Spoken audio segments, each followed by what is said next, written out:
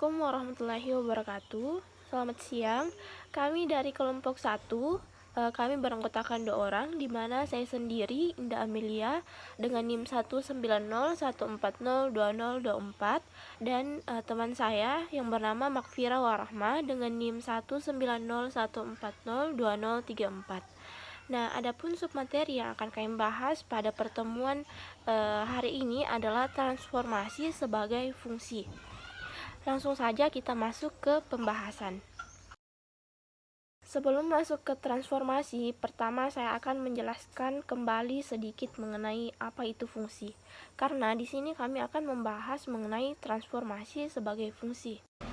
Nah, di sini dijelaskan pada definisi fungsi dari himpunan A ke himpunan B adalah relasi khusus yang memetakan setiap anggota pada himpunan A dengan satu anggota pada himpunan B.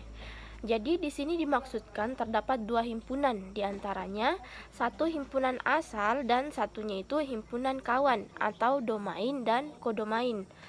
Dan yang dikatakan dengan fungsi ini adalah merupakan relasi khusus yang nantinya akan memetakan setiap anggota di himpunan asal atau di domainnya, atau tepat satu anggota pada himpunan kawan atau kodomainnya. Nah, di sini himpunan asalnya yang dimaksud adalah himpunan A dan himpunan kawannya adalah himpunan B. Semua anggota himpunan A atau daerah asal disebut dengan domain, sedangkan semua anggota himpunan B atau daerah kawan disebut dengan kodomain. Nah, dari definisi ini kita mempunyai 3 fungsi. Yang pertama fungsi surjektif, dan yang kedua injektif, kemudian yang ketiga fungsi bijektif. Nah, di sini terdapat 3 buah gambar yang dimana ketiganya merupakan suatu gambar yang menunjukkan relasi dari himpunan A ke himpunan B. Yang pertama, saya akan menjelaskan pada gambar yang pertama. Gambar ini disebut relasi dan bukan fungsi. Kenapa? Karena terdapat anggota dari himpunan A yang mempunyai 2 pasangan. Jadi terdapat anggota himpunan A yaitu A3 yang mempunyai 2 pasangan pada himpunan B, yaitu berpasangan dengan B1 dan B4. Nah, pada definisi tadi itu sudah dijelaskan bahwa kita harus memetakan anggota A itu dengan tepat satu anggota himpunan B. Tidak boleh ada anggota A yang memiliki 2 pasangan. Maka gambar ini disebut bukan fungsi.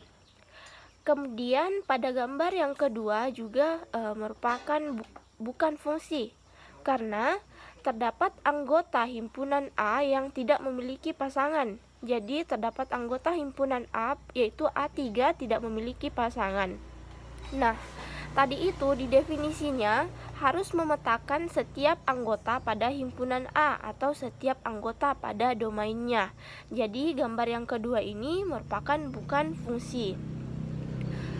Selanjutnya gambar yang ketiga ini merupakan fungsi. Kenapa? Karena dia memenuhi 2 syarat yang terdapat pada definisi tadi, yaitu memetakan setiap anggota dari himpunan A dan pasangannya itu hanya satu anggota dari himpunan B. Jadi tidak ada yang mempunyai 2 pasangan. Makanya gambar ketiga ini merupakan fungsi. Jadi pada anggota himpunan A itu ketiganya mempunyai pasangan pada himpunan B. Nah, selanjutnya di sini saya akan menjelaskan dari ketiga fungsi yang disebutkan tadi, yaitu yang pertama fungsi injektif, fungsi surjektif, dan fungsi bijektif. Nah, yang pertama fungsi injektif. Setiap anggota kodomain dipasangkan tepat satu kali dengan anggota domain, di mana setiap anggota yang ada di himpunan A itu tidak boleh mempunyai pasangan yang sama dengan anggota yang ada di himpunan B. Artinya, jika A sudah berpasangan dengan W, maka yang B tidak boleh berpasangan dengan W juga. B harus berpasangan dengan anggota B yang lain, misalkan X, Y, atau Z. Dan C juga pasangannya harus lain.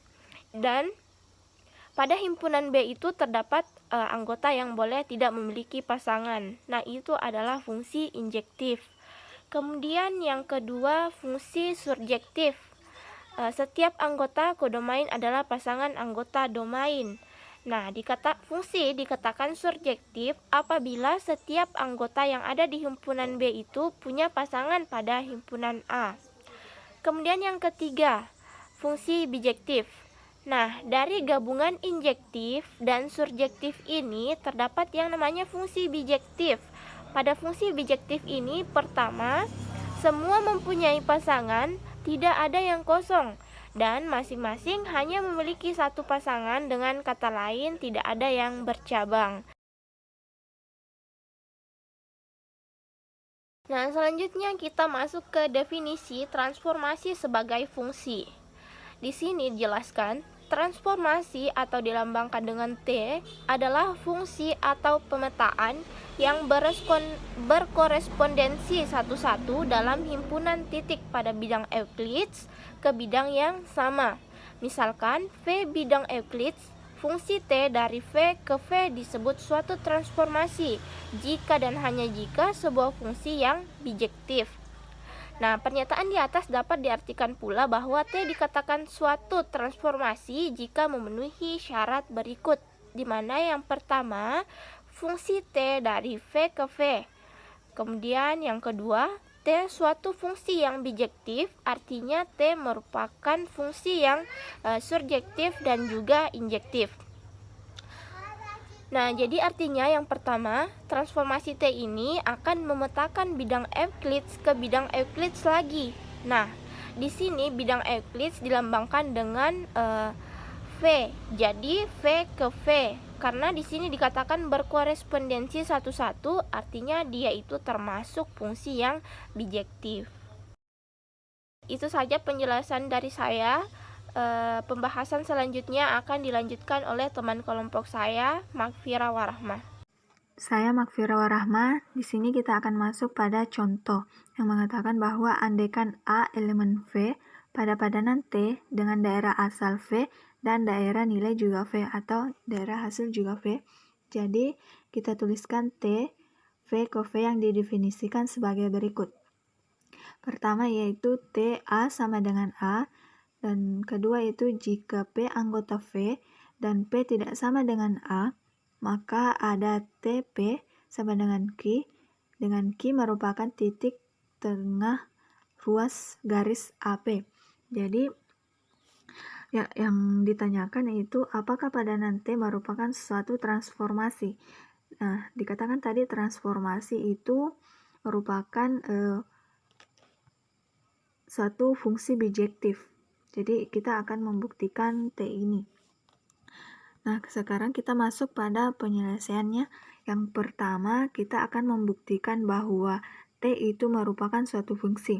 Caranya, di sini jelas bahwa A memiliki peta yaitu A sendiri. Kemudian kita akan menyelidiki satu titik yang bukan A. Jadi kita ambil sebarang titik. R tidak sama dengan A pada V.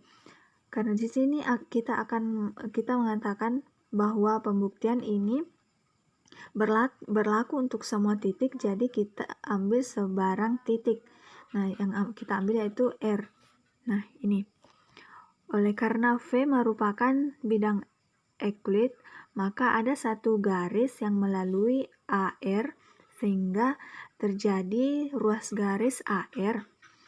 Dan pada ruas garis AR ini terdapat tepat satu titik antara A dan R yaitu S.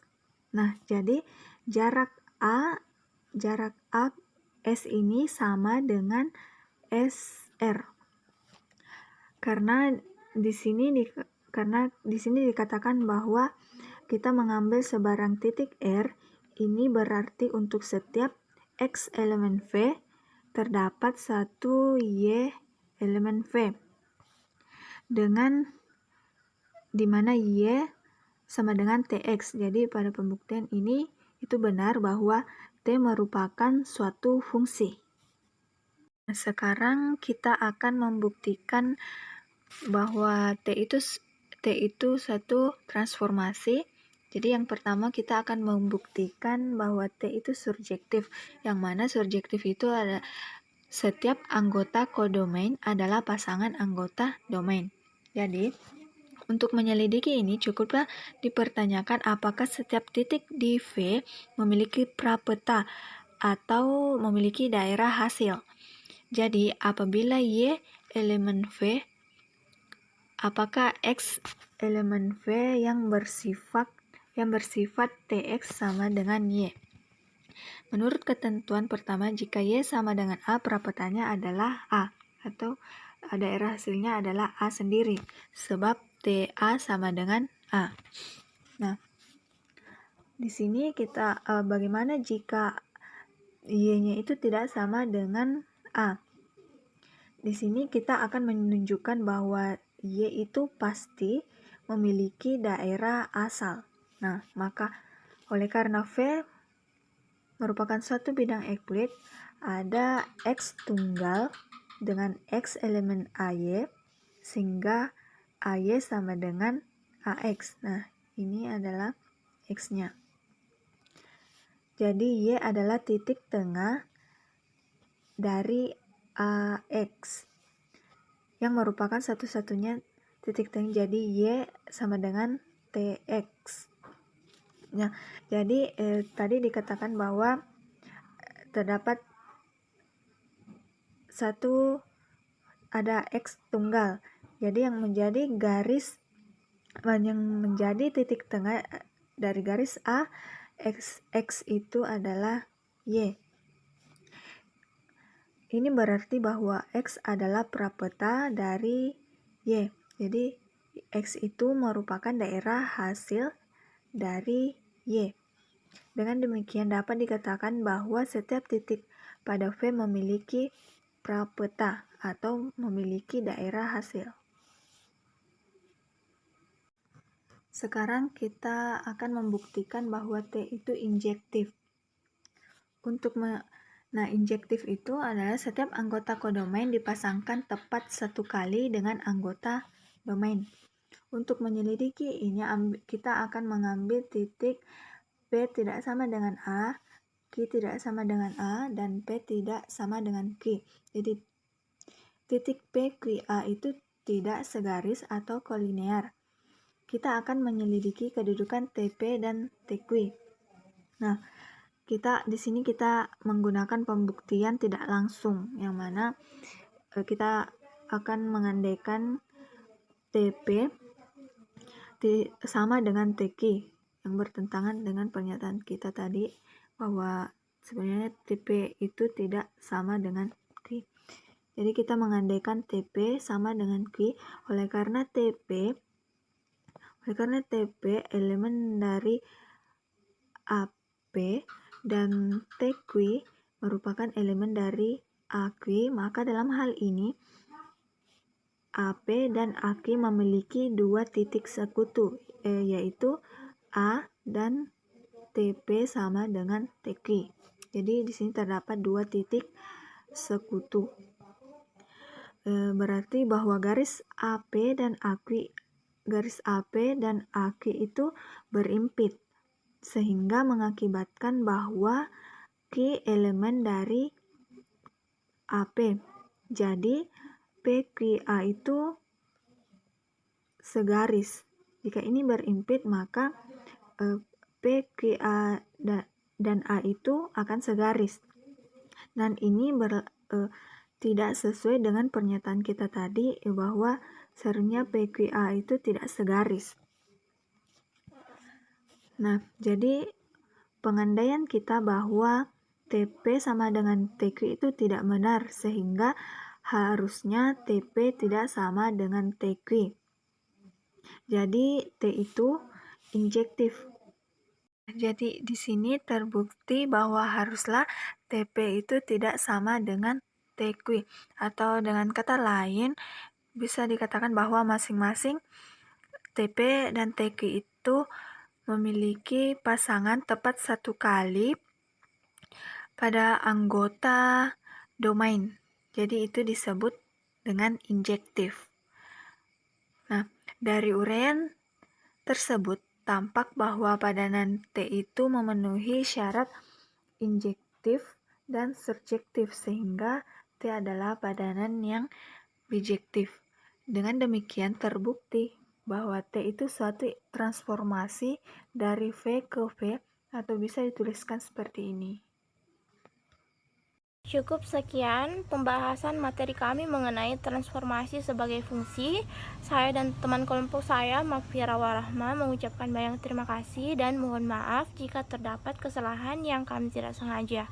Kami akhiri, wabillahi taufiq wal hidayah. Wassalamualaikum warahmatullahi wabarakatuh.